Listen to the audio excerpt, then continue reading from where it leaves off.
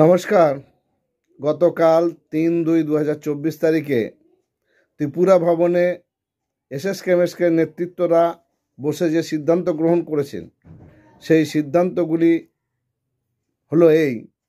প্রথম হচ্ছে, উপস্থিত সকল নেতৃত্বই ঐক্যের স্বার্থে নন পলিটিক্যালভাবে চলার সিদ্ধান্তকে সাদরে গ্রহণ করেছেন। দ্বিতীয় সিদ্ধান্ত হচ্ছে, আগামী ২০-২-২০২৪ তারিখের মধ্যে জেলায় জেলায় যৌথভাবে বসে মিটিং করতে হবে এবং জেলার সভাধিপতি মহাশয়দের কাছে ডেপুটেশন দিতে হবে। ৩ নম্বর হচ্ছে, আগামী 5 মার্চ ২০২৪ তারিখে কলকাতায় জমায়েত করে বিকাশ ভবন ও রাজ্য শিশু শিক্ষা মিশনে ডেপুটেশন দেওয়া হবে।